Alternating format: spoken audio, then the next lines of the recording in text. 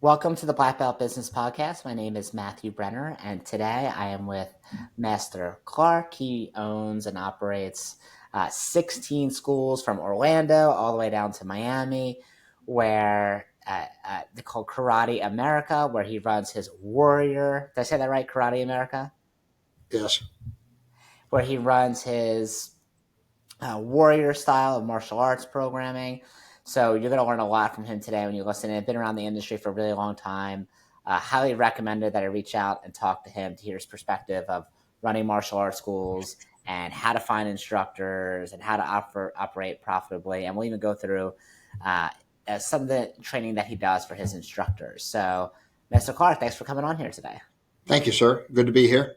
Can I correct something? My schools are from Jacksonville to Miami. Orlando is Grandmaster Von Schmelling. Oh, I said Orlando. Oh my gosh, Yeah, no Jacksonville. problem. Yeah, thanks for correcting me. So Yes. how long have you had these schools for? I opened the first school in Jacksonville in 1971 before you were born. Cool. And then when did you open up the most recent one? Last year, last February. I mean, we actually just opened up a new one. Okay. So what makes you keep deciding to opening up more locations? Why not just stop at 15 or? Uh, when I have an instructor that demands a position, I'll open up one with them or I'll help them go somewhere else and open up their own. But an awful lot of time people like to stay in the system, and I help everybody open up. I'll open up one for them and they can buy in as a partner whenever they're ready or not, either way. Hmm. How do you usually structure that? Is it a franchise model or a license model? It's a sole ownership model. I always own 51% at least. Most of them I own 100% because the guys make enough money on our pay system that we have people making from uh, guys that don't work it from 60,000 to 300,000. Okay, cool. That And how that's do you, what they make. so is it based on how well the school does? Like there's revenue share? Obviously, yeah, Okay. obviously. How do you structure that? Which part of it? Because I The mean, like, the school, all the, I spend the same amount of money on all schools. I train everybody the same. They all have the same information. It's amazing the different results that people get by yeah. knowing the information but not using it. Knowing is one thing. Using the information is quite a different one. Yeah. So how do you structure your revenue share program with your teachers? I think a lot of people who are martial arts school owners, a lot of times the owner is the operator, right? And they think about opening more locations. They're not sure exactly how to do it and how to incentivize people to want to grow the school like the owner would, right? So how did you incentivize your people? Like what's your structure for them to be able to make more money? Well, until you treat the school like you're an employee of the school and you work like an employee and then profit is left over, most people just take whatever's left and spend it. I didn't do that. I mean, we take 30% goes into a payroll pool. So if you're the chief instructor in your own school, the total payroll can never exceed 30%. And total rent should never exceed 15%. Marketing should never be over 8%. So when you get all that down, you subtract all the part-time people out. I'm talking fast here, but once you subtract all the other payroll, if you're whether you're the owner or not, all you get is 60% of the payroll pool after everybody else has been paid. That makes Okay. sense. I don't know if you can visualize that or not. There's a payroll pool of 30% of the gross. Yep. Got that. So if it's $100,000 gross revenue, let's say 30,000 in payroll pool. 30,000 in payroll, And and you minus out all the part-time people, all the people that are helping you out, and then the second person gets 40% of whatever's left, and the chief instructor might be you, the owner, gets 60. Now, after that, whatever's left is what you consider your profit, and you should treat that different than income because it's different for income tax too. So I would treat that as profit, not salary, and allows you to start working with when you can live. And then when you get ready to open another school, you've got to pay people what you're part of that 30% when you get to the next school, and you have to. When I had my first school, I wanted to make $6,000 at least a month personally. okay. So when I opened my second one, I only paid me $3,000 salary from each one. When I opened my third one, I only paid me $2,000 from each school, and then whatever profit was left over. Everything else went into the salary pool and goes into the salary pool. Mhm. So the more money the school makes, the better the instructors do, and they understand exactly how it's going to break down. And so if you can't live with that, And then most people, when they open their second school, they don't want to pay the chief instructor, or they don't want to pay the program director. Who's ever has P&L responsibility should make the 60% of the payroll pool after everybody else is paid. Does that make sense at all? I don't know if it does or not. Yeah, so you teach them how to run the P&L statements. Like you teach them how to do all the books, everything they need for I the do school. all that for them. All they have to do is market and sell martial arts classes. And I have a marketing budget that I spend money every month. Okay, cool. And so you're doing the P&L or the QuickBooks, let's say, for all 16 locations? All 16 locations, right? And so Wow. does Okay. Mr. Von Schmeling you talked to last week for all the locations. Okay. Very That way they cool. don't have to do that. They don't have to write checks. They don't have to pay bills. They don't have to do any of that. They're responsible for P&L, profit and loss. And they're So, responsible for both sides of that. so do you actually do that personally, or do you hire an accountant or a No, I'm bookkeeper? 77 years old, my friend. I'm just working out and playing fun. No, I have a crew that does it. I have Okay, a cool. team So you have like a bookkeeper or something. I have 7 people working at my headquarters. Okay, awesome. So they do up most of the logistics. You just look at the overall where the businesses are going, or you just try to spot trends. I really try to train my people emotionally and martial arts and to be financially successful and what to do with the money once they are financially successful.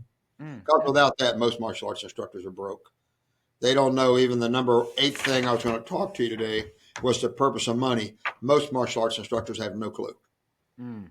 And we'll definitely get into that. What I'm curious about is when you go to open up a school, let's say you have an instructor who's great, Yeah. and he's like, hey, I want to open up another school. Can you help me? I want to be a partner with you.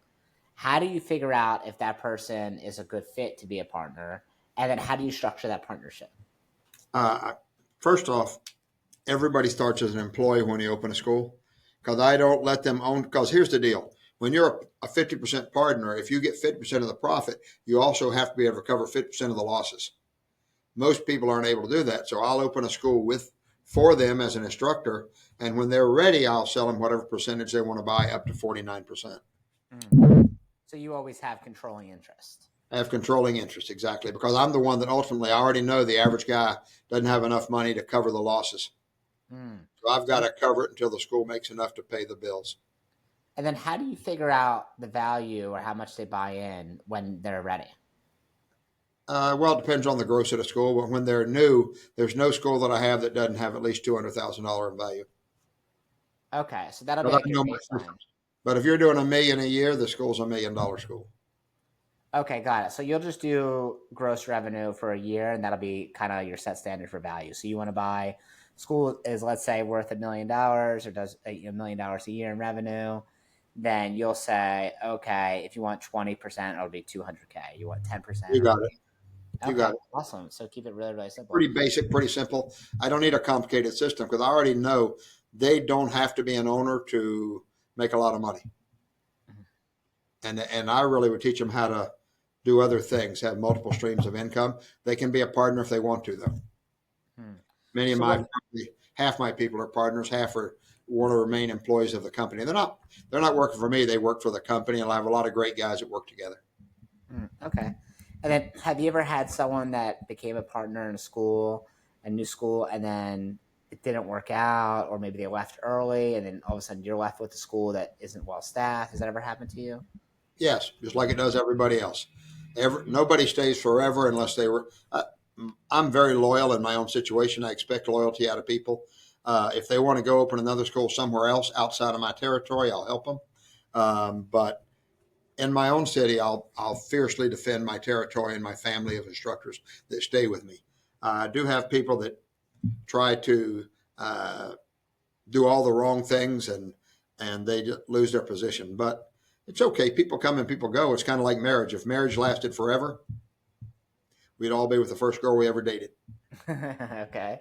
So how do you keep people sticking within their school? So, you have 16 locations. I assume if the head people left tomorrow, it would kind of leave you in a bind, right? So how do Sure. you make sure that those people are sticking around?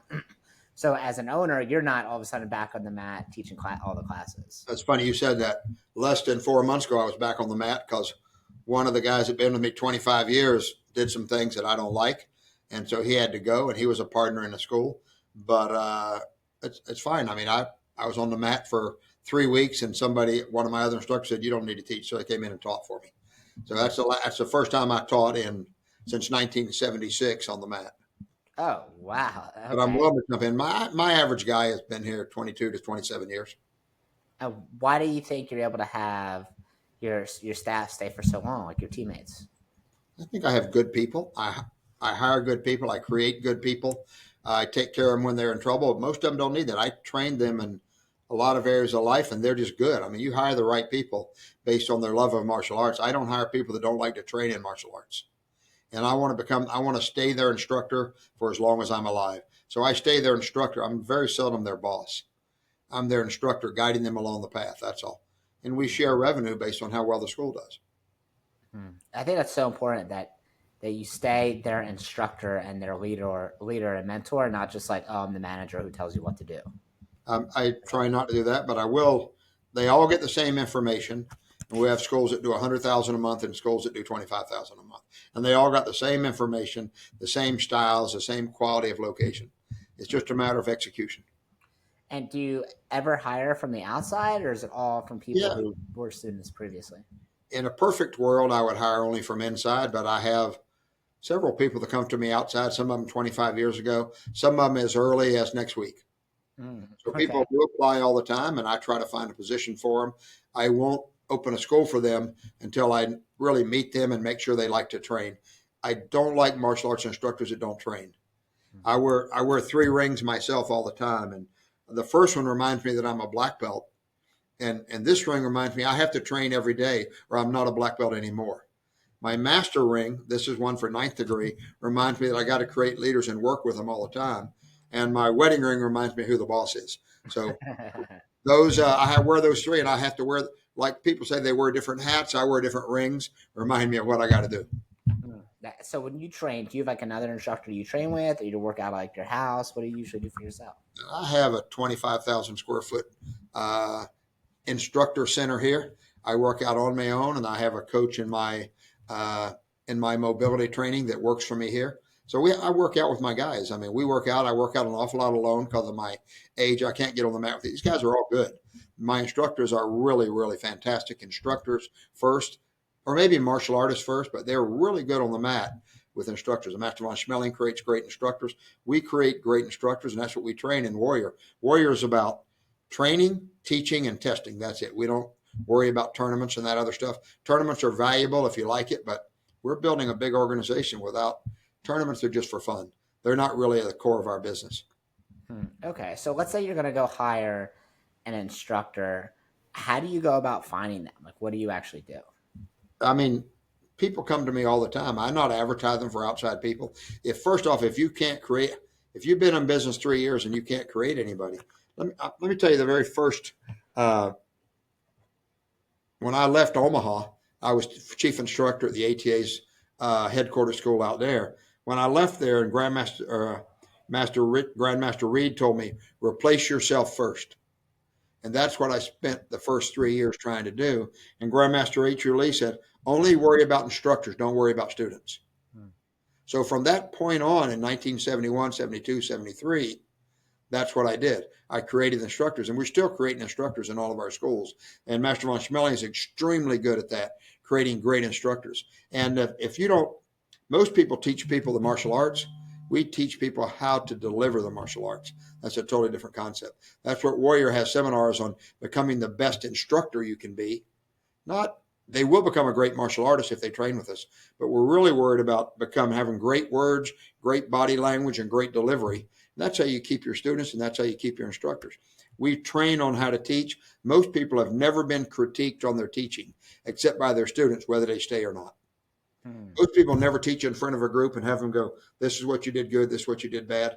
They don't have that system. We do. So Yeah, we're trying that's to pretty become cool. better instructors. Even we have seventh and eighth degree black belts coming here to our instructor training because they want to get better.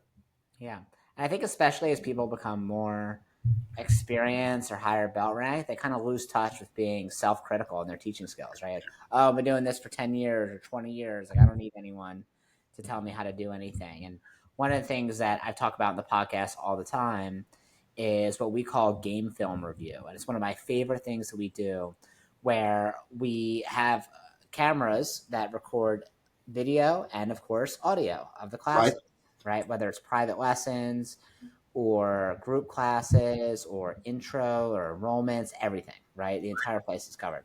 So what we'll do is one time per week, I'll sit down on Zoom with an instructor and we'll review a film from the previous week. So we'll pick a class or a lesson. Maybe a lesson didn't enroll, Right. and we want to know what happened. Or maybe a lesson did enroll. And we want to know why it went so well, and we want to do more of that. Or we watch a class of like 5-year-olds or 6-year-olds, see if it was a good class or a bad class, or what we could do to make it better. But we watch it frame by frame, and with the filter of what could I learn from this to do better, but also what is really good in that class that I need to be doing more of. What are the things I need to repeat? And I think that's important too. And whenever you watch film of yourself, kind of like a professional athlete, like if you were a professional quarterback in the NFL, you watch a ton of film. You have Right. no idea what's happening on the other side of the mat when you're looking this way. Right. Right. So that's often when you'll discover things that you had no idea was happening. Right. Right. So we do that. I try to share that with other martial arts school owners because I'm like, if you're not doing that, I promise, if you sit down and do that once a week, give yourself a half an hour to actually critique a class or a lesson. I promise you, 6 months from now, your school will be immeasurably better. You actually watch the film. And as long as you don't give too many critiques, I think sometimes people can like one of the mistakes I made is giving too many critiques at once, and then it just feels Right. like you're getting attacked and nothing ever gets better. We do like 3 things that we want to get better of like Right. takeaways. Like here's the 3 things to take away we watch, and then we'll look for next week. We'll look for one of them to get better. That's it. And each week we'll just do one. I think the biggest problem with doing any type of critique for the average instructor is they've never verbalized their expectations, so the people don't know what to do anyway. They're just copying whoever their instructor was. Hmm. So if you can't tell them exactly what you expect, there's no way for them to duplicate it. So that's what we do in our warrior training seminars and certifications. We train constantly on how to teach. That's great. So Not just technique, how to teach, what to say, how to move, how to position your body, all those things. okay, great.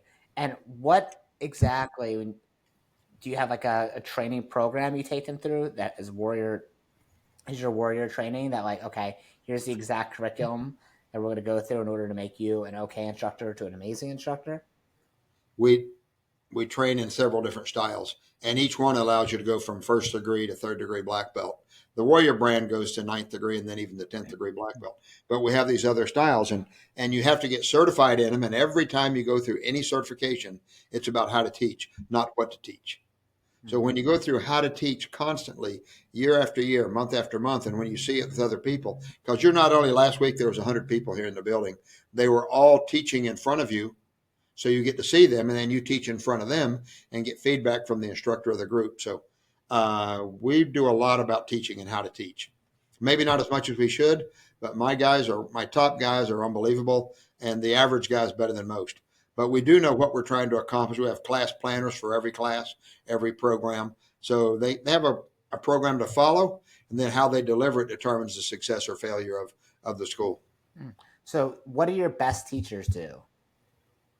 What Better do they than bet? anyone. Yeah, like if you're like teaching them these skills, let's say you're gonna boil it down to like 2 or 3 skills, and if they have these really good teaching skills, you know they're gonna be great. They'll develop the rest. Like if you had to boil it down to a couple, what would you say are the most important that you I look for? think the first thing is here's a couple of principles. We teach based on standards.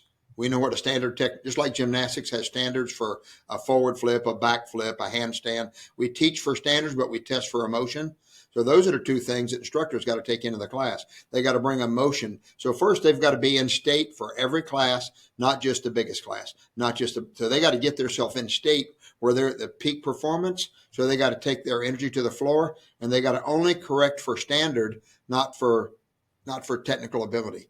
I think the first job is to teach people to love martial arts, not teach people the martial arts. Once they love it, you'll have time to correct all the little foibles that you run into.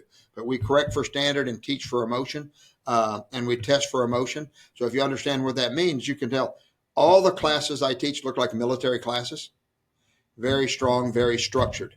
So a lot of the principles, we have a quadrant, we have structure as one, we have the standards as one, we have the instructor points, 10 points, and we have the student points.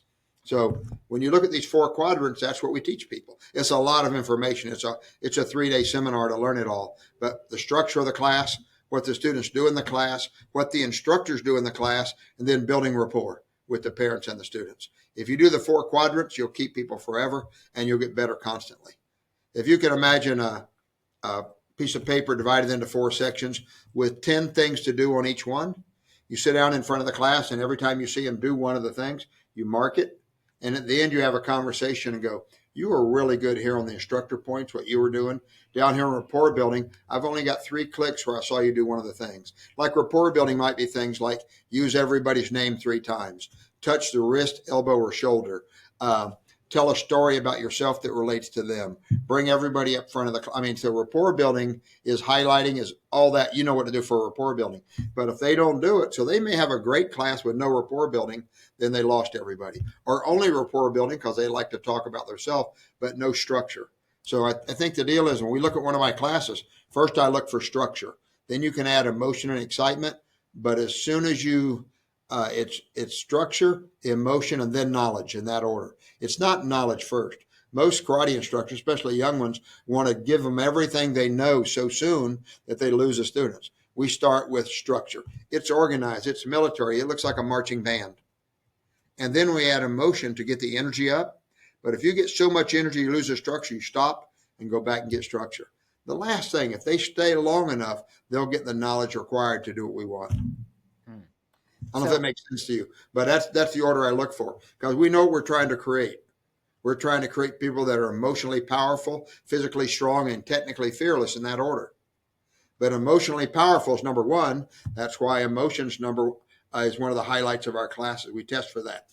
Okay. How do you test for emotion? What do you mean by that? When they got to bring their voice, their energy, their movement. They got to bring the structure, the way they stand, the way they look, the way they talk, the way they make eye contact, the way we are now. They got to bring all that to class.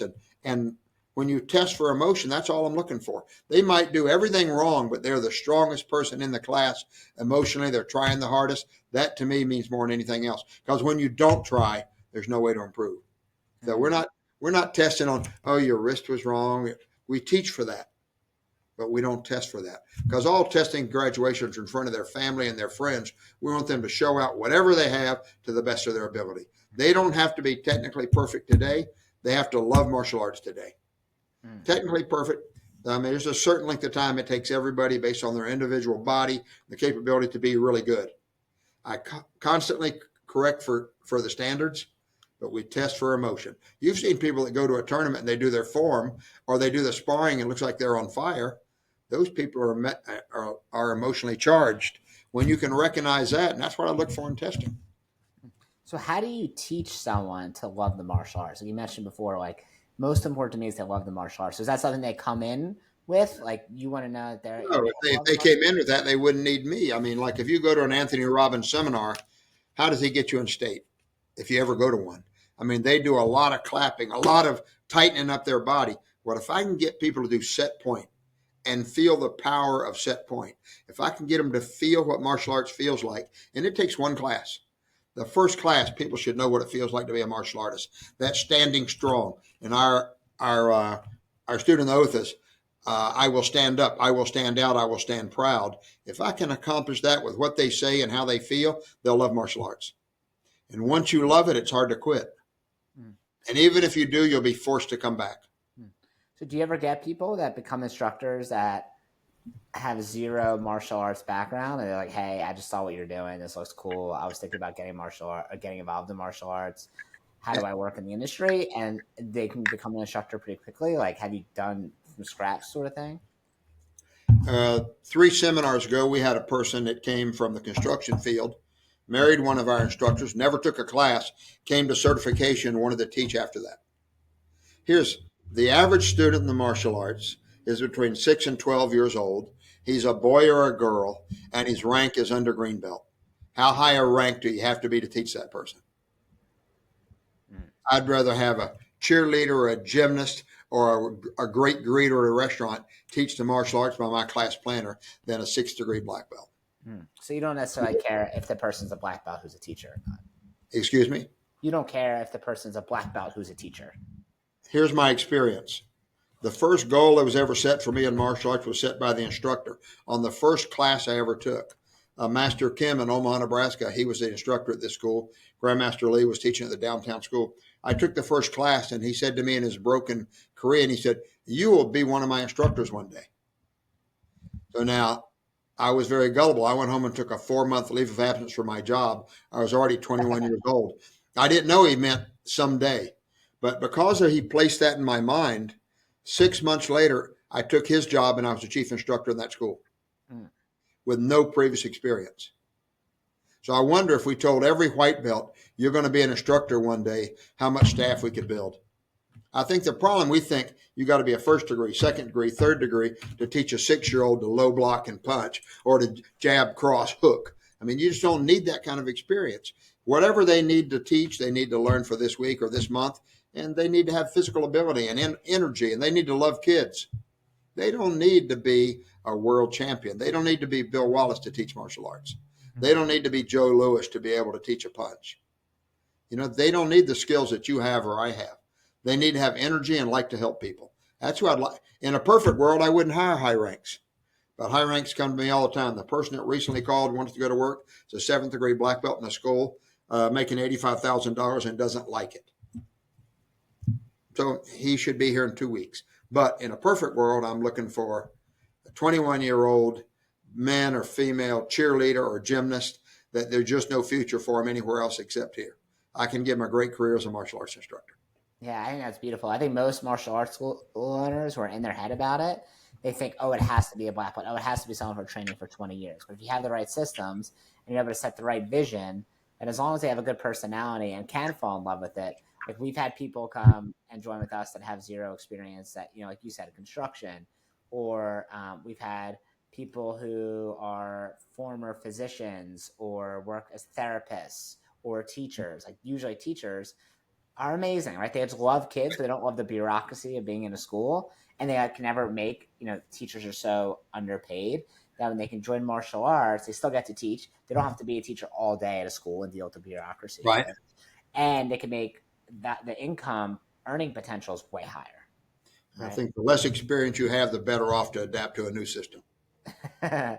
In a perfect Sometimes, world. yeah. In a So you can't perfect teach an world. old dog new tricks, right? If you have someone who's like trained somewhere for 30 years, they come to you and it's hard to retrain them, right? Or they just do whatever their instructor did. That's like their default when things are Most people stressed. do that but most instructors don't know what they really want them to do. Yeah. Because they teach this for them, teach them sparring, teach this self-defense technique, but they don't know the full structure, what a class looks like, what it feels like to the student, because they haven't taken a class themselves. I don't let people come to Warrior and watch our training. If you come to Warrior and certify, you train for 3 days straight, 8 to 12 hours a day without breaks. Hmm. And at the end of that, you know how to be a martial arts instructor, and you're good at it, whether you were a white belt or a 9th degree black belt when you started. We have a lot of 7th, 8th, and 9th degrees come here to go through our certification. Hmm. So you do a 3-day intensive, like all day, It's almost an like a Tony immersion. Robbins seminar where it's like It's all all based encompassing. on martial arts, all based on martial arts and how to teach it, not necessarily what techniques to do. You will learn the style. If it's Krav, you'll learn our Krav curriculum. If it's our Fight Club, you'll learn. If it's Kali, you'll learn that. Whatever style you decide to certify in, you'll learn that. And our real warrior system is a blend of all those. But you can master the individual pieces if you want to. You don't have to. Hmm. But if you want to test, you have to. So is a warrior system something that you develop personally based on your experience in the martial arts that you like, or? It exactly. It developed over what I started off years ago in Aikido. I think I was 17 years old in 1966. When I switched to Taekwondo, I realized Aikido, you didn't get to punch and kick people. I like Taekwondo better. But when I became a kickboxer, I found out it doesn't work exactly like I thought. So I started to do boxing with Joe Corley in Atlanta. So all the things I like, including the ground from Hicks and Gracie, I incorporate in my style. Whatever, because I branched out. So why not just put it in one system? Okay, very cool. And I know that one of the things martial arts school owners go through is they're always pushing where they want their school to be in terms of, let's say, gross revenue. And obviously gross revenue is more of like an ego stat, right? Like what really matters is how much you're actually taking home. So, what do you look for in your school of profitability? Like, what percentage do you want? What's your profit margin that you look for in school? First off, you got to know what the gross you're looking for. In a perfect world, my schools would have 300 people paying 300 a month. In a perfect world, it'd be 300 and 300. There are very few perfect worlds, but you got to start with the end in mind, and you got to recruit for that, and then try to retain for that number. You've got to be teaching a strong enough martial art that you can charge at least 300 a month, something like that. So when you know that, and what my deal is, I'm trying to pay my chief instructors who work and do what we say more than 100,000 a month. I'm not worried about how much I take home. Haven't worried about that since 1976. I'm worried about how can I get every chief instructor over 100,000. In November Yeah, of hundred last thousand year, a year. 100,000 a year, right? what'd you say? A 100,000 a hundred month. thousand. I meant 100,000 a year Okay, okay, in okay. Yeah. right. But in November of last year, my accountant told me, "Do you realize you've paid over 100 million in payroll?" And that makes me happy because what I really want to do is make sure instructors are getting paid like a professional martial artist. Now, they don't have a salary of that. That's based on their performance and their production. It's very possible in almost every school in the world to not have to buy the school, don't take the risk, don't sign the leases, and make 100,000. Hmm. So, do you offer any other employee benefits? No, I pay them so much money they can buy whatever they want. Okay, so you don't do like health insurance or I don't retirement. need all that stuff. All that crap's an attempt to hold somebody that wants to leave, so they can't leave because they got health insurance with you. Mm, I think you pay them enough to buy their investments, to buy their 401k. They can do whatever. And then I train them how to buy their insurance, how to invest their money, how to have multiple streams, how to buy real estate, mm, you know. So I trained them how to be financially successful. I don't try to, I'm not doing anything to trick people into staying. mm. So, Most in your people, they offer that because they say, well, no other school offers health insurance, but we do, so stay. sure, yeah. So, your perfect school in terms of what you want in a perfect situation would be 300 students paying $300 a month, which is around $90,000 a month in revenue, which is $1 million a year. Yeah. yeah, a little over a million. 83 is $1 million a year, right? Yeah. So, what what's the profit margin you look for? Do you want 30%, 40%? Like, what do you typically? I don't really, I'm not concerned with my profit. If I make 20%, I only pay myself 2,000 per school. And then whatever profit there is after I pay everything, because I'm using money to rescue the next school. Because you got 16 schools, they're not all profitable. Sometimes profit is used to hold up schools where you just changed an instructor, or to hold up schools that are losing money, or to remodel, because you got to remodel these schools every 3 to 5 years. You've got to put money back into them. So it's not, it looks like profit. I'd like to have 30% in a great world because I pay the instructor, but that doesn't go to me. That goes to the company. I don't pay myself that much. I don't need that much because I've made money forever and I know how to use money. So I Okay. mean, 30%, but you got that 30. If you don't put money back into your school every couple of years, maybe every year, you won't have a school. You'll eventually be in an old beat up club that nobody wants to go to. So you have to constantly reinvest in the business to You update got for. that money's not, that profit is not necessarily for the owner. Where most owners think every dollar's for them, it's for the business.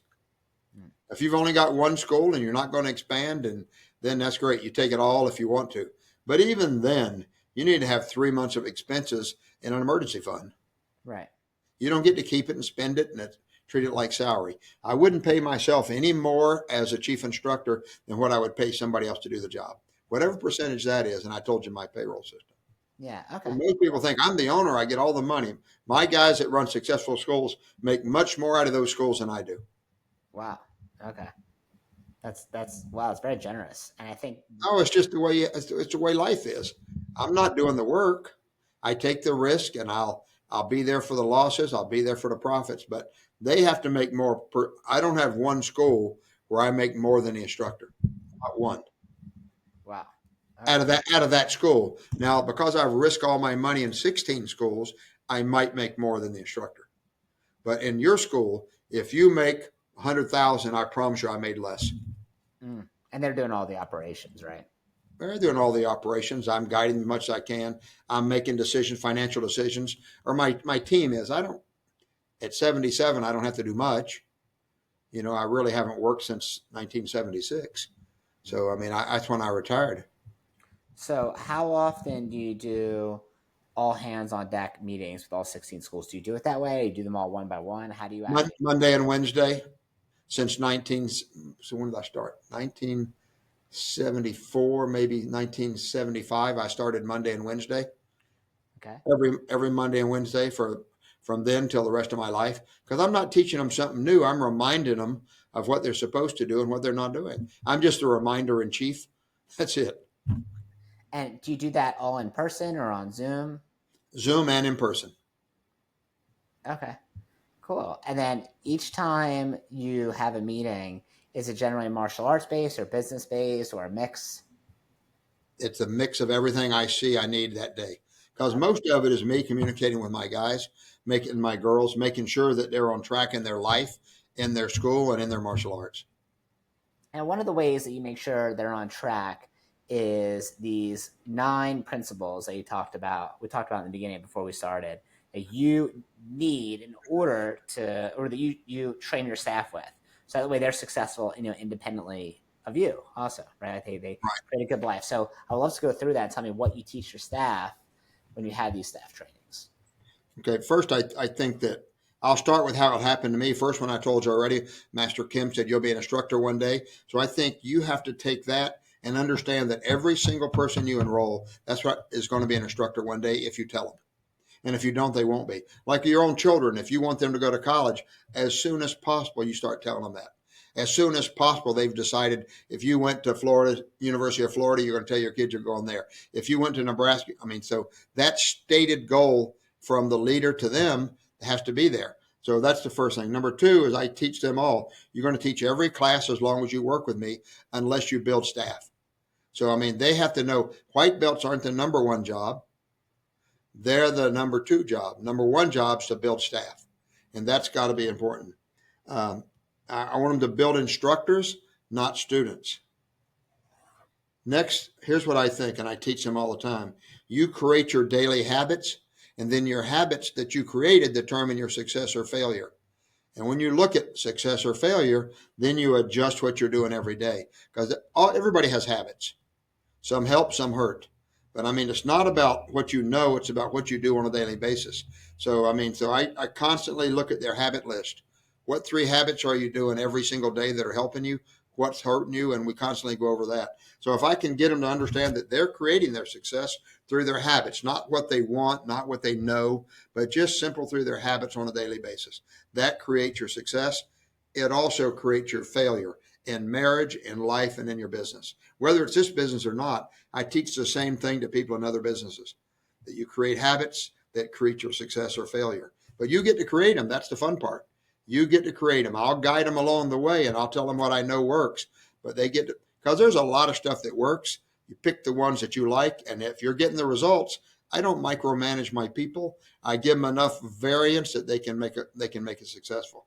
That's number 4, create your habits. Number 5, I try to get them to live their life by principles. I have 5 principles I use in my life every day on every single decision I make, including coming on this podcast with you. 5 principles that I use. And they don't have to use mine, but they have to have some principle they make decisions by. Like someone says, you want to go on a podcast, you want to go to a bar, you want to go to Mexico, or you want to do this. You have to have, okay, here's my filter. Like when you go to search for a property or search for a car, it'll ask you what your filters are. I think you need life filters that help you make decisions. And I use 5 all the time, and I've used them forever, and they've helped me. So you got to have at least 5, sometimes 1 or 2, but I use 5 principles. They're simple. Yeah, tell me. Huh? Oh, tell you them? Okay. Yeah, I want to Number know. 1, no matter what, a long time ago, I decided to be happy. No matter what happens in my life, because I can't control what happens, but I can control how I react to it, no matter what. And even when I'm injured, hurt, or sick, you're going to find me waking up in the morning going, I feel fantastic, very loud, getting in state. If I feel slightly depressed, you'll see me walking faster until I don't. You'll see me smiling. You'll see me clapping my hands. I've got to be in control of that. If you allow yourself to be sad, you're just allowing yourself to be depressed, and it's on you. It's not me. It's not the surroundings, not the weather. It's not Joe Biden, although he helps. Not so. I mean, it's not that. It's not those things. It's simply you got to decide if that's one of your principles. Some people love their misery and want to share it. I don't. I want to be happy. Anything that doesn't allow me to be happy, I won't do it. Zero time. No matter how much money's involved, and I've been offered a lot of ways to make money. If that doesn't make me happy, I don't do it. Number two, I'm going to be free. I desire freedom more than money. So no matter what, I need to have financial freedom, time freedom, and my health has got to keep me happy, help me healthy enough that I have freedom of movement. Those things, without freedom, my particular personality doesn't work. Number three principle for me is be young. I got to stay young, and I spend a lot of money. I'm 77, but I still feel pretty good. I'm not. I don't know how other 77 how they feel. I just know how I feel. So I'm going to be young. Here's the deal: you're not going to be this young again, ever. You will never be this young again. That's the whole secret. You don't understand that, so go ahead and use it accordingly. Number four principle, and the reason I'm here today, because my number four is help someone every day without regard to remuneration, without trying to get paid. Like, you're not going to pay me to be here, and I don't care. I don't need to be paid for that. I need to help somebody that watches this broadcast or you every single day, and without thought of remuneration or history. The fact that they may have done something to me in the past, that's in the past. If someone needs my help, if possible, I help, as long as it makes me happy.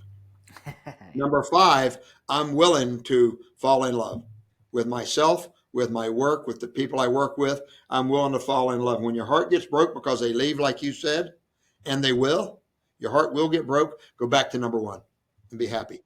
I filter everything through that automatically. And at first, it was a struggle for me I would do something that said, well, this doesn't give me freedom. I'm going to be gone for 3 weeks. I don't have any freedom. I'm on this guy's schedule. Once I figured that out, oh, no. Freedom is time, money, and ability to move my body. So you've got to have those things. You don't need my five, but you need some filtering system that you make decisions by. Otherwise, everybody else makes decisions for you. That's what I found out. I don't want that. I want to make them based on these principles.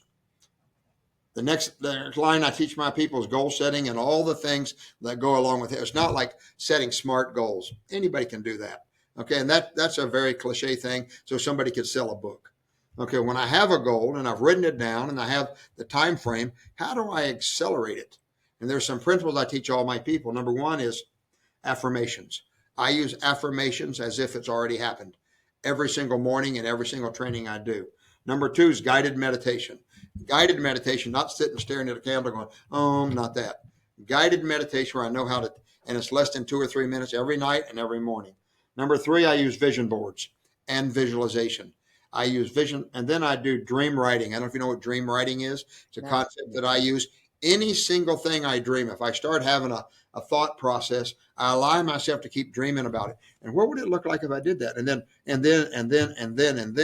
And I'll write. I'll dream and write. It's not dreaming at night. It's daydreaming about what it would be like to spend $1 million next year. What would it be like to go ahead and have a house on the ocean, which I just bought a new one on the ocean. What would it be like? And write it.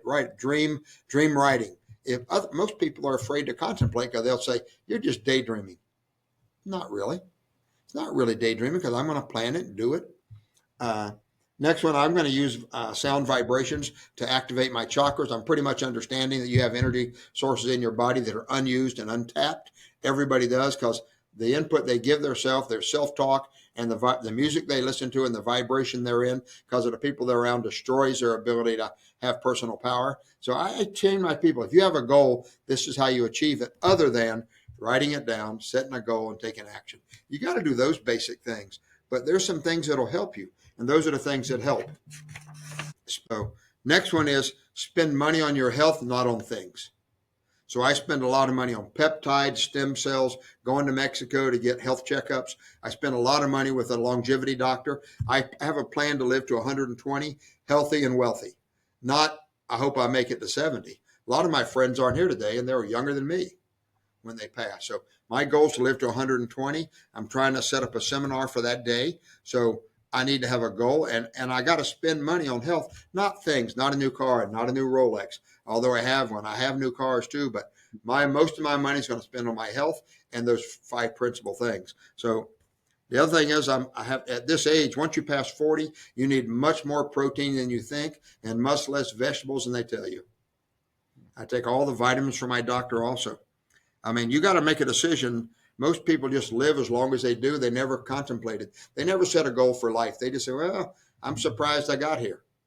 You're young, but if you set a goal to live to 100, first off, everybody your age should make it to 120 if they try. Because there's so much new stuff coming out through, like I said, peptides and stem cells. There's so much new stuff. If you start now, you make sure you have enough money if you live that long. So you gotta have that part.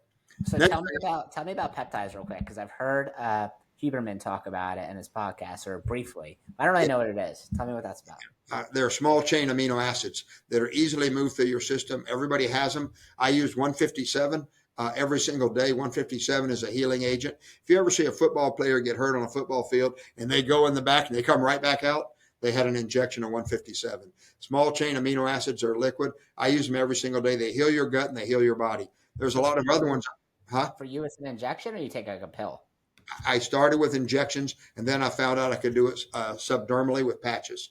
So Oh, okay. it's much faster with injections, but I use some other injections. I use to make sure I don't get skin cancer. I use 141, so I peptide 141. So there's a lot of peptides. Anything wrong in your body you can address with peptides rather than medicine.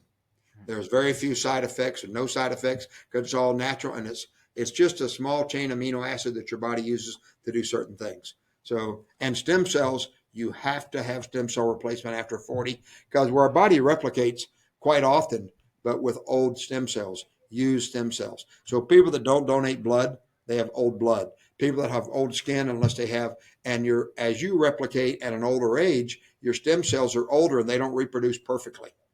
It's like having an old car that you keep washing. Doesn't work. Sometimes you got to replace some body parts and you do it with stem cells. It'll rebuild brand new tissue. You're going to see in the soon, all body parts will be rebuilt with stem cell replacement parts. Is It, this it, is this it, information you get from your longevity I've doctor? been studying stem cells and peptides for 20 years. My longevity doctor does you also have to do hormone replacement. He helps me with that. Men and women need that after 40. Uh, my stem cells I get from Neil Reardon in Mexico. He healed me long ago. I mean, there's some geniuses out there. And if you look at Tony Robbins has a lot of investments in peptides and stem cells. The information is there. People just don't seek it out. But if you'll start spending money on your health instead of things, you're gonna have great success. I know I have as much energy as any 70-year-old I know, maybe more.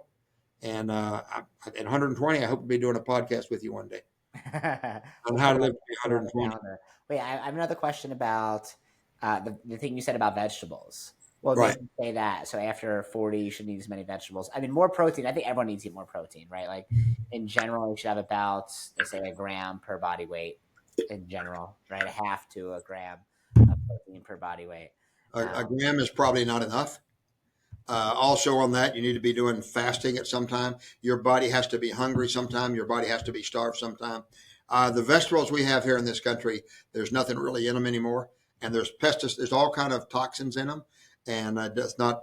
Your body can handle the protein. I eat zero vegetables, and I'm the healthiest person I know. Zero vegetables. Once in a while, I'll eat fruit. Only berries. Why I eat berries? no vegetables. Berries they give you a little bit of taste. They give you some carbs. I don't eat carbs at my age. So you're basically doing a carnivore diet. For years, when I fought for 19 professional fights for the PKA, I never ate vegetables. I never ate carbs, and I don't eat bread. I never eat wheat or any of that stuff. So what about rice? I don't eat. You don't need rice. So no I don't rice, eat. no I don't rice. eat grain. I don't use nut oil or seed oil. So you're basically, what are you eating most of the day? You're just eating different meats that are just like Meat, eggs, cheese, some natural dairy products. If I eat wheat now, I've gone so long without the poison of wheat, makes me sick immediately. wow. Wheat is a poison. No matter what, you need to get wheat out of your diet. That's pasta. That's all wheat. Now, if you can go to Europe and eat wheat, doesn't affect me. You need to get wheat out of your diet. So is that where you go to get your pasta fix? If you're like, I want some rigatoni, you're gonna I don't. I don't have that anymore. If I do, once in a while, I go to a place here that has cauliflower pizza crust. mm. Other than that, then I'm eating a vegetable, which I don't like. But I like the taste of pepperoni and cheese and that kind of stuff. But I don't have that anymore. I don't really have that. If I'm with someone that has to have pizza, I'll get a cauliflower pizza. Cool. That's it. I don't have those. I don't have those urges anymore. Mm. I mean, but if you just cut out wheat, you'll get a long way towards no joint aches. You'll get a long way toward longevity. You'll heal a lot of your gut issues. So how much do you think you spend either a month or a year on just like body wellness? Let me take a guess because I take a lot of peptides. All of them, I take 4 different peptides. They're all that's $400. My doctor cost me $550 a month. That checks my blood every 3 months. He adjusts my hormones and my vitamins and minerals. I probably take $400 worth of vitamins every month. Hormone injections, um, whatever he thinks I need. It's only a couple hundred, so probably $2,000. $2,000 a month. But I'm willing to spend 10 for health. Right. So Yeah. then What could be that's more important, right? That's all you really have. I can buy a new car for 100,000, or I can spend 100,000 on my health this year, and I'll get a lot further down the road. Yeah. I always say there's two things I never care about spending money on is anything like health or education. Those are the two things. Anything else, it's nice. You know, it's nice to have a nicer car, nicer watch, and nicer apartment or house. Yeah, cool. But those are the two things. I would say also experience. Right, is the other one Right. that's like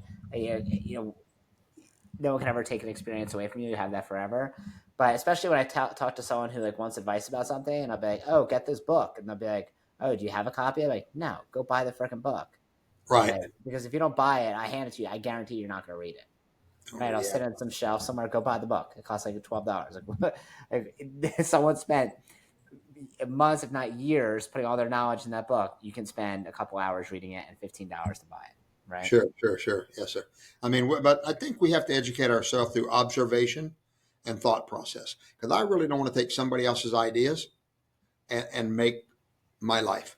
I want to observe everything that I see, analyze the results, and then use my thought process to write what I want. I'd rather read my own book than somebody else's, but I got to write it because my life becomes my book. Right. My life becomes my book. So this podcast, when I finish, I'll write some stuff down about it. What did I learn by talking to you? What did you allow me to learn? What did I learn from you? But I think everybody can teach somebody else. And I know everybody says readers or leaders are readers. I think thinkers are leaders. So you got to be willing to open your mind and think. The mind is a fantastic thing, or let AI do all the thinking for you, one or the other. So Mm. next thing is people don't know the purpose of money, so they never have any. Mm. They don't have any. I have all my people. I don't know how much time you have left, but I have all my people have 5 bank accounts, and each one has a different purpose. And the money in that account can only be used for that purpose. If you'll live with that kind of discipline, you'll never go broke, and you'll be wealthy very soon. Mm. So they all have their 5 accounts, and they're all labeled, and that's one of the things I insist on. I don't know if you've ever been through my seminar on the purpose of money, but it's if you do it, it's powerful for you. How do you label your five business accounts? And they're all 5 separate accounts. Okay, number one is my SO, my standard obligations. Everything I have to pay on a monthly basis, not optional stuff, but that's in my SO. So no matter what, when I get money, I put that amount in. If it's 5,000, I put 5,000 in that account. If it's 10, I put 10. I don't put more than that in, or my SO will grow, because money seems to get spent if you don't know the purpose of it. So in my SO account, my number one checking account, it's not a savings account. It's an interest-bearing checking account. I put the amount I need for that month. And Okay, next month I do the same thing. that's like the standard of living. Like, okay, my That's not mortgage. standard of living. That's SO. Only Okay, the standard obligation, stuff that you're obligated to pay. Because the standard of living, sometimes you're not obligated. You just choose to every month. sure. So where does mortgage go? Does mortgage go in that or not If go you in got that? a mortgage, it goes in there because you have to pay, unless it's an investment. Right. If it's an investment, it goes somewhere else. So Yeah. let me go through. Number one is standard obligations. Only what you're contractually or morally obligated to pay every single month. Might be child support, whatever it is. You got to satisfy that first. Number two is whatever my SO is, I need 3 times that in an emergency fund. 3 times my SO. If you got children, you need 6 times your SO in an emergency fund. If you've got a house, use your equity in the house as your emergency fund, so you don't have to put money there. If you don't have any equity anywhere or any credit anywhere, you've got to actually put dollars in the emergency fund. And you only take them out in the case of an emergency, not for a new car, a vacation, or a date. Hmm. So that's the first two. The number 3 one is my lifestyle account. I call it my FU account. Fund you, fund me. And I have a per diem right now of $1,000 a day. So that account, at the beginning of every month, I have $30,000 in there, and I spend whatever I want without remorse, without second guessing myself. Now, when I first started this account, it was only $100. 1976, I started that account. $100. That's a lot. That was $3,000 I could spend without regretting it. And I would, and if I'm married, my wife has the same account, 3,000 for herself. My wife also has now an account with 30,000 in. She never spends a penny. But if she did, whatever she spends, I would bring it up to 30. I would never put more than that in there because I've decided what my per diem amount is. I want to be able to spend without thinking about it, without it affecting my life. Mine is 1,000 a day, 30,000. I spend half of that every month, sometimes more. And that's my lifestyle above my SO. And sometimes I'm going to Miami this weekend. It wasn't a goal. It was a pop-up idea. I want new golf clubs. They're $2,500. They're $5,000. If I got the money in the SO in my life account, it comes out of there. It doesn't come out of a goal account unless it was a goal. So the first three, I make sure I have enough money for those. The next two, anything left over, I split 50-50 between the next two accounts. One is the old me account. What's going to happen when I'm old? Now, I'm already old, so I don't put money in that account anymore. Okay. In that account, I need to produce revenue without me working that's 3 times what I need for my first 3 accounts. So if my SO account is 5,000, my standard obligation is met with my equity, and let's say it's $5,000 in my lifestyle account, my money I want to spend throughout the month without remorse. Whatever's left gets spent 50% to my old me account, and that's investments. Right now I have real estate. I have Airbnb properties at the beach. I have schools that are in that account, and I have a stock portfolio in there that produces about $35,000 a month in revenue. That's just in dividends.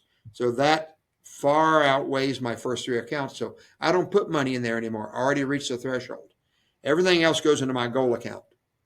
That's my last account. And an equal amount goes in. I don't do goals first or old me first. I've got to live still. I'm not waiting until I'm old to live. So since 1976, I had a per diem account, what I want to be able to spend every day throughout the month or total in the month, and I spend it without remorse. I don't save first, pay yourself first. I do. I pay my first 3 accounts first. If I've made enough money to have leftover, I pay old me. I'm hoping I get there one day at 120, and I pay my goal account. And I've always got 4 goals I'm working on at a time. And if I've got enough money to do one of them, I get rid of it. I check it off, and I put another one there. So there's 4 goals. They should be travel, properties, and once I buy a property, it goes from my goal account into my investment account, and then I move it. But I don't use my investment money to go out and buy a property. That's got to become a goal. That's the 5 accounts, and that's a lot of information. That's a 3-hour seminar done in 5 minutes. That would, yeah. Okay. Yeah. But if you saw it and we talked it through, if you'll start using your 5 accounts and know all money has to have a purpose, the fun thing is you get to decide the purpose, but you don't deviate from the purpose. Because this is a planned way to spend money, not do you have any money? Good, let's spend it. Right. That's why martial arts instructors don't get wealthy. They think every dollar can go anywhere it wants, anywhere they want it to. And so they don't really make money. I'm sorry, the martial art. I started teaching this because all my friends, I wanted to go skiing in Colorado and nobody could afford to go. That's why I started teaching business seminars 100 years ago, because none of my friends could afford to do the things I wanted to go. And they're all martial artists. That's the only reason I started teaching this stuff to my friends. So, all right, back to the principles. What number are we up to? we're about to get back to the last one. So, all right, let's do it. the last one is first off, you got to live in state. In other words, you got to be able to control how you feel all the time. Most people think, no, that's just how I feel, or that's the way I am, or what about the fact that it rained, but they're rioting on the college campus, but Biden's president or Trump's president. That shit doesn't matter to me. I can't control it. So I've got to control the state I'm in all the time, my emotional state, my mental state. I live every day. And the way I do it is not only do I have my principles, big questions like I just set my new board of directors. And you get to choose your board of directors. And I found a long time ago, they don't actually, if you know the people. So my board of directors this last year was H.U. Lee, my first instructor, Richard Reed, the guy that financed the ATA and started it, Donald Trump is on my board of directors. Uh, Musk is on my board of directors. And Branson's on my board of directors. So my question was, going forward 2024, what direction should I take? And I asked myself, what would they say? And the message came in very, very clear to me this year. And I just had this in January. My instructor said, protect your best people, hold them because they're gold. And that resonated with me because I had a few people been with me 25 years that I need to do something about this. I need to make sure hold your best people. They're the only gold you have. That's what my instructor did. And he's been dead for 20 years. Richard Reed said, never lose money on anything you do. Never lose your principal and investment. And I'd been with him a lot. We'd done financial planning all the time. When I asked a question about this year, because I'm thinking about expansion, and Master Von Schmeling and I are doing, and he said, never lose money. That's what he told me this year, and he's been dead for 5 years. Donald Trump, who I admire in many ways, said, build the warrior brand. And I hadn't been worried about that before. He said, build your brand and put that name on everything you do. I looked at the next guy, was Elon Musk. He said, use technology from here on out. Don't do anything that's old fashioned. Use technology. So I started using AI in all my communication with my leads, with my sales, with my upgrades. And I'm not there yet, but I understand what he said. And the last guy said, diversify and put your name on everything. And that was who? Branson. He said, diversify and put your name on everything. So Trump's mainly hotels and golf courses. Branson's on everything. Right. And I never thought about diversifying before, but now I know exactly what he meant. Put my name on the rental properties, put my name on your merchandise, put your name on the internet. I mean, so those 5 things, just by picking a board of directors of people you admire, if you ask them the big questions, and if you know anything about them, like you said, read books. If you read autobiography, you can have Abraham Lincoln as a board of director. When you ask a question, you probably know what he says. I think we're all connected. It was very clear for me this year what I got to do when I picked this board. So it's a abstract way of you getting information based on what you know about other people, not your own thoughts. Because I would have never thought any of that except maybe Master Reed, don't lose money no matter what. The rest of that wouldn't come in my mind. Yeah. And like you said earlier, if you don't pick your board of directors, it's just going to be the people closest to you. It's going to be the people around you. Things your mom used to tell you, right? Or it's going to be your broke best friend, right? Or it's going to be other people in your life who are just deciding where the company goes, your company goes. And those aren't the people that maybe are the ones you want advice from in those certain areas, right? We do a lot of training, Master Von Schmeling, and I have people that want to come train with us. They're welcome to. We don't have an organization, or we're not building tournaments. We just have people that love martial arts that want to train and be better. That's what we do. We have a world conference in July. We have 3 times a year at Warrior Headquarters, immersion into how to teach Krav, kickboxing, traditional, Kali with Master Apollo Ladra. He's our name. We got great people, and we have great people go through our master. We have a master program that changes lives for people that become master instructors. So. Right. That's about me. You know a lot about me now. Yeah, this is great. Everything we said.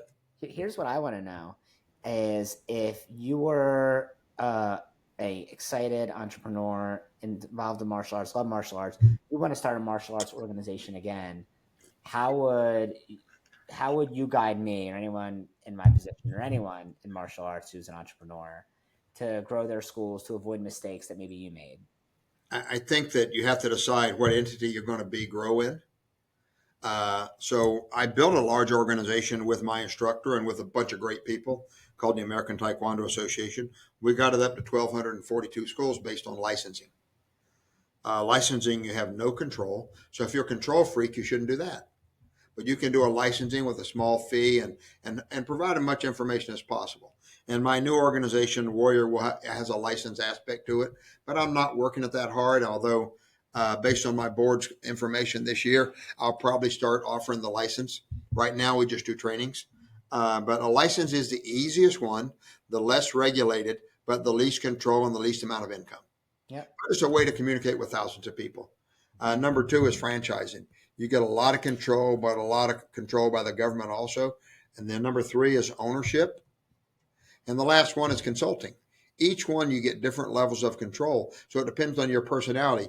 If you're a control freak, you got to do ownership or franchise. If you think people should be able to guide their own way, then maybe you need consulting or a license where you can't tell them what to do. But in my own schools where I have ownership, I treat it more like a license. I guide my guys. I don't micromanage their time. I micromanage the style as much as possible. I don't micromanage every detail. Mhm. But I mean, so what do you think you are? Because you act like you wanted to grow an organization. Uh, what's your personality type? Are you more let people be free? Based on what you said earlier, I would say no. I would say you have some issues with control. You like them to do what you require. Yeah, I like to do what they require. I mean, Action Karate as a whole, which is owned by my brother, not me personally, Mm-hmm. is franchise, right? It was a license at some point. We switched over to franchise, so way more control, Way right? more control, and you should make more income, but the growth is so much slower. Um, I'm not sure if that's the case for us because everyone was a license before and they just transferred over to a franchise. It wasn't like they were But just now you all don't have that license. You don't have that license tool to feed your franchise. Yeah, that's true. There's still whatever for our. You have to talk to him more about this, but for our martial arts schools, we still have plenty of people that are kind of like you that work at one of the schools that want to open up a location, and it's like now we have a guidebook we can give them. We have all the recipes. Here you That's go. similar to what I do, except I do ownership with them instead of that. It just gives me Yeah, and that we way. do I that don't mind too. putting my money under a franchise. It's kind of like they're obligated to pay. They're obligated to pay their own bills and all this stuff, and so Yep, yep. They're obligated to do all that stuff you themselves. can't help them as much. But that relieves you of the responsibility. A lot of people choose the franchise model. Not many are successful in the martial arts industry, but a few have been. Yeah, yeah, definitely right. Well, thank you so much for talking with me today. This has been awesome. I Any of feel that like, help at all? If I didn't help, I don't get rid of number 4 for me. Help somebody every day. yeah, it didn't help that much. I'll probably delete the episode when we hang up. No, it's wonderful, and I feel like I have to go back and take notes on this so I can really make sure people don't miss things. Because there's a lot of things you said that are really, really fast because you speak quickly and have a lot of energy. And I've like you got full of said, energy, you but got that peptide energy oozing out of you. So I want to make sure people get the most out of this. And if someone wants to contact you, they wanted to ask you a question, how would they find you? How would they contact you? I think the best way is to go through my headquarters office, 904 724 2100. I got that number in 1971. I still have it. So Well, that goes thank, to my office. Leave a message. Tell me what you want. I'll get back to you personally. awesome. Thank you so much for listening. My name is Matthew Brenner. If you want to learn how to grow your martial arts schools through organic strategies that don't rely on Facebook ads or Google ads, and you want to be able to do it year after year, reach out to me through email, matthew@wdojo.com, or you can find me on Instagram at blackbeltbrenner1. Master Clark, thank you so much. You're awesome. Bye. Thank you, sir. Thank you. Hope you got something.